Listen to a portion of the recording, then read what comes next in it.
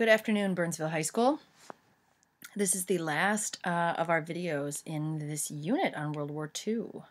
So we're going to talk today about the end of the war and specifically the war in Europe. I should say not completely the end of the war because we'll be doing the war in the Pacific in class, but the end of the war. So our objectives are to understand the end of the war in Europe and then to describe the challenges faced by the Allies in building a just and lasting post-war peace. So we saw how things turned out after World War I. You know, we slapped the Germans across the face and look where it got us. So we're very much concerned about building a peace after the war that would last in a more strong way than we had after World War I. The preparations for the end of the war began in February of 1945 with the Big Three meeting at Yalta. Yalta is a kind of a resort town in the Soviet Union. It's on the Black Sea. Our three characters here. Who is this? Yep, Winston Churchill, good, from the United Kingdom. This is FDR. And this is Joseph, Man of Steel, Stalin from the Soviet Union. Stalin was very suspicious about everything. So he had, instead of meeting someplace neutral like people usually did, he forced the other two leaders to come to his place in the Soviet Union. Had very extravagant amounts of money spent on upgrading the mansion that they were meeting in. Had loads of vodka shipped in, loads of furniture, gilded furniture. So just spent a lot of money on trying to kind of impress the leaders that were coming for this conference. So they met at Yalta in 1945, February. So they wanted to talk about a couple of things. First of all, there were some UN problems that were settled. We were looking to develop the United Nations, and Stalin wanted veto power in the Secretary General Council. And he got that by trading some votes in the General Assembly. And also he wanted some land that Japan had, so some of these islands were given to him. And after that, he decided that he would help fight the war against Japan in exchange for helping to... So it was an agreement with China. So he was getting some of this land that China had taken over, and he was going to be able to work with the Chinese against the Japanese.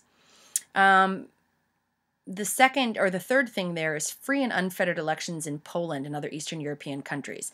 So we made Stalin promise that he would allow free elections in Poland because we knew that communism was starting to spread and we were very nervous about it. So we wanted to make sure that things that happened as a result of Yalta didn't go against the Atlantic Charter. And the Atlantic Charter, if you remember, is when Churchill and Roosevelt met and agreed that this is the way they were going to fight the war. They weren't going to take over colonial lands.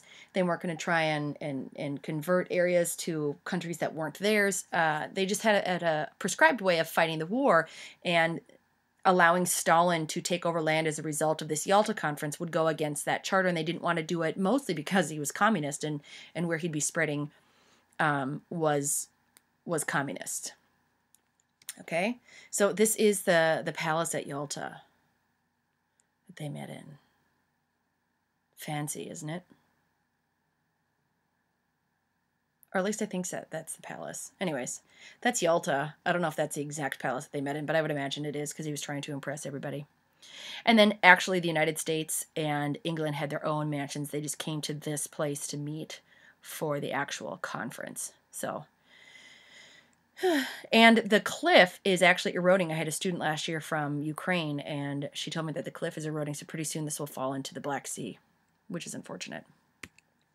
Okay, so 1945 was a big year, and April 12th, FDR dies.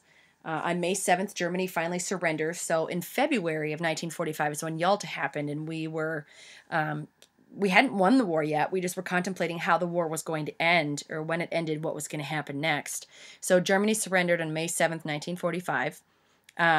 We still had to deal with the war on the Eastern Front and in Japan, but we were finished with the war in Europe.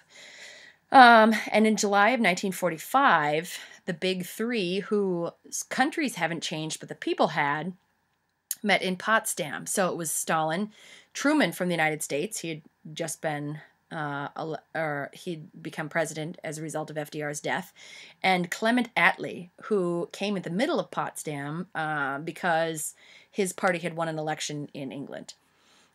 So at this meeting, which we'll talk about a little bit next chapter, Stalin kind of pushes forward a little bit with what he wants to do, and Truman kind of like hints at the A-bomb, the development of the A-bomb, to kind of like tame Stalin back, just to kind of say, hey, we have this technology coming, you know, and I don't think it was the most overt of things that he did, but I think it was a way for the United States to really kind of assert itself. And to be honest, it's kind of funny because Truman didn't even know that we were building a bomb. So it's funny for him to bring this up at this meeting shortly after FDR's death, where he was then told about the bomb because he became president. So you have to kind of fill the president in on major nuclear weapons that you're building in your country.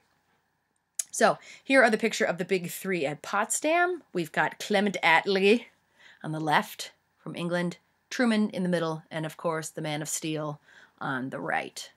So that's it. We will talk about the war in the Pacific and how we ended that in class. Have a good night.